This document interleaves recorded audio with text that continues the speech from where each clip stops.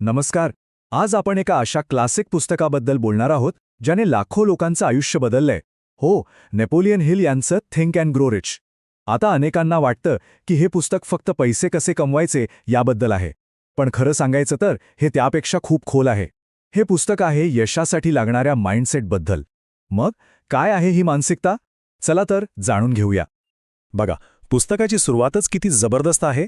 आजपर्यंत पृथ्वीतून जेवढं सोनं काढलं गेलं आहे त्यापेक्षा जास्त सोनं माणसांच्या मेंदूतून काढलं गेलंय. विचार करा जरा. याचा सरळ सरळ अर्थ काय होतो तर आपल्या प्रत्येकाच्या डोक्यात विचारांमध्ये एक प्रचंड मोठी खाण आहे जी जमिनीखालच्या कोणत्याही सोन्याच्या खाणीपेक्षा जास्त मौल्यवान आहे. आणि याच विचारावर, याच मानसिकतेवर हे संपूर्ण पुस्तक आधारलेलं आहे. ठीक आहे, तर चला या प्रवासाला सुरुवात करूया एका गोष्टीने. एक अशी गोष्ट जी आपल्याला सांगते की बहुतेक लोक अयशस्वी का होतात. अयशाचं सर्वात कॉमन कारण काय आहे हे या गोष्टीतून अगदी स्पष्ट होतं.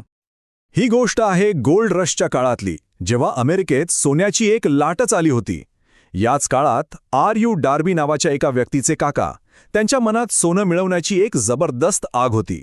ते सुद्धा फावडं कुदळ घेऊन निघाले होते आपलं नशीब आजमावायला. आणि काय सांगायचं, सुरुवातीला तर त्यांचं नशीब चांगलंच फळफळलं. त्यांना चक्क सोन्याची एक मोठी शीर सापडली. आता काय झालं, त्यांना वाटलं की आता आपण करोडपती झालोच म्हणून. त्यांचा आनंद आणि उत्साह गगनात मावेनासा झाला होता. पण मग अचानक सगळं काही बदललं.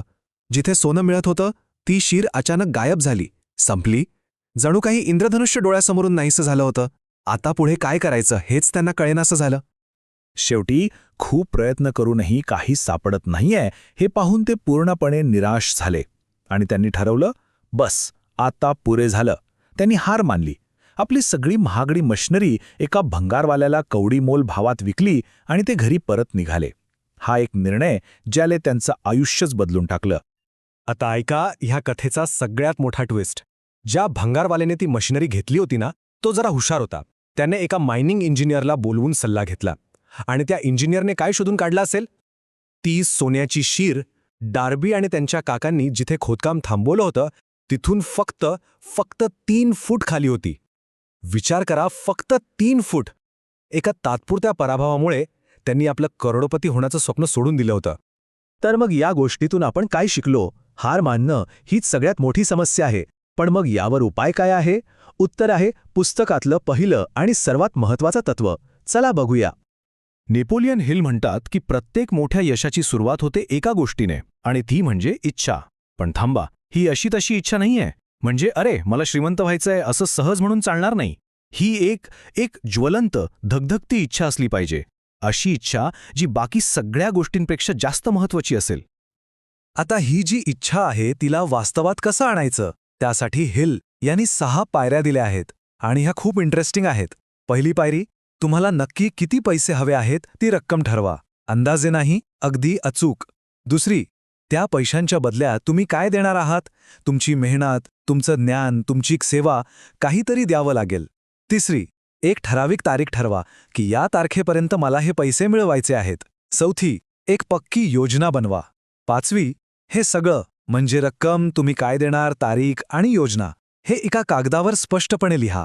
आणि सहावी, सर्वात महत्त्वाची, हे लिहिलेलं वाक्य रोज 2दा, सकाळी उठल्यावर आणि रात्री झोपण्यापूर्वी मोठ्याने वाचा. बघा, हे फक्त स्वप्न बघणं नाहीये, तर हे स्वप्नाला सत्यात उतरवण्याचे एक प्रॅक्टिकल सूत्र आहे. बरं, आता आपल्याकडे एक ज्वलंत इच्छा आहे, एक पक्का प्लॅन आहे. पण आता पुढची पायरी काय? तर ती आहे क्षमता निर्माण करण्याची. आणि क्षमता येते ज्ञानाने. पण इथेही एक ट्विस्ट आहे. कोणत्याही ज्ञानाने काम भागत नाही. आपण नेहमी ऐकतो नॉलेज इज पॉवर, म्हणजे ज्ञान ही शक्ती आहे. पण नेपोलियन हिल म्हणतात हे पूर्ण सत्य नाही. त्यांच्या मते ज्ञान ही फक्त पोटेन्शियल पॉवर आहे, म्हणजे एक संभाव्य शक्ती. ती खरीखुरी शक्ती तेव्हाच बनते जेव्हा तुम्ही त्या ज्ञानाला व्यवस्थित संघटित करता आणि एका कृतीच्या म्हणजे ॲक्शन प्लॅनमध्ये वापरता. नुसती माहिती डोक्यात असून काहीच उपयोग नाही. याचे एक उत्तम उदाहरण म्हणजे हेनरी फोर्ड. एकदा त्यांना कोणीतरी अडाणी म्हटलं.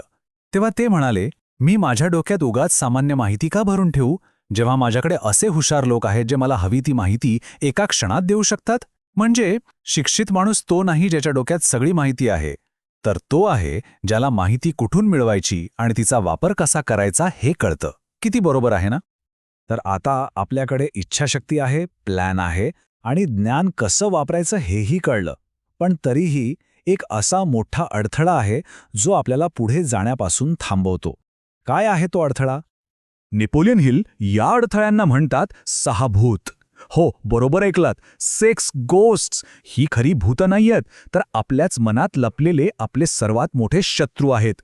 अशा अदृश्य शक्ती जी आपल्याला कळत नकळतपणे मागे खेचत असतात. आणि ही आहेत ती 6 भूतं, म्हणजे 6 प्रकारच्या भीती. गरिबीची भीती, लोक काय म्हणतील याची म्हणजे टीकेची भीती, आजारपणाची भीती, जवळच्या माणसांना गमावण्याची भीती, म्हातारपणाची भीती आणि मृत्यूची भीती.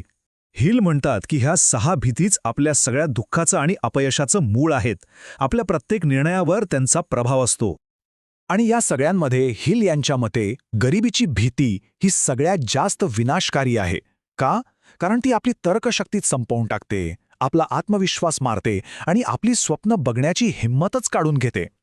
पण एक चांगली गोष्ट आहे, ही भीती म्हणजे दुसरं तिसरं काही नसून फक्त एक मानसिक अवस्था आहे आणि आपल्या मनावर, आपल्या विचारांवर आपण नियंत्रण मिळवू शकतो. मग या सगळ्या भीतींवर विजय कसा मिळवायचा याचं उत्तर एका अशा गोष्टीमध्ये आहे ज्यावर फक्त आणि फक्त आपलंच नियंत्रण आहे. जगातील इतर कोणत्याही गोष्टीवर नसलं तरी चालेल, पण या एका गोष्टीवर आपलं पूर्ण नियंत्रण असतं. आपण आपल्या नशिबाचे स्वामी आहोत. आपण आपल्या आत्म्याचे कप्तान आहोत. का? कारण आपल्या विचारांवर नियंत्रण ठेवण्याची शक्ती आपल्याकडे आहे. किती मोठा विचार आहे हा! म्हणजे बाहेरची परिस्थिती कशीही असली तरी आपले विचार कसे ठेवायचे हे आपल्या हातात आहे. आणि जर आपण आपले विचार नियंत्रित करू शकलो तर आपण आपलं नशीबही नियंत्रित करू शकतो. आणि हे वाक्य तर अगदी मनाला भिडणारं आहे. यशाला कोणत्याही स्पष्टीकरणाची गरज नसते. अपयशाला कोणतेही निमित्त चालत नाही. सरळ आहे, जेव्हा यश मिळतं तेव्हा कोणाला काही सांगायची गरजच नसते.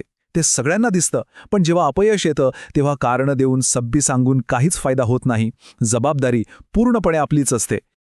तर या सगळ्या चर्चेच्या शेवटी एक प्रश्न उरतो. एक प्रश्न जो या पुस्तकाचं सार आहे. आणि तो प्रश्न प्रत्येकाने स्वतःच्या मनाला विचारायला हवा की तुमचं निश्चित मुख्य ध्येय काय आहे? What is your definite chief aim? यावर विचार नक्की करा.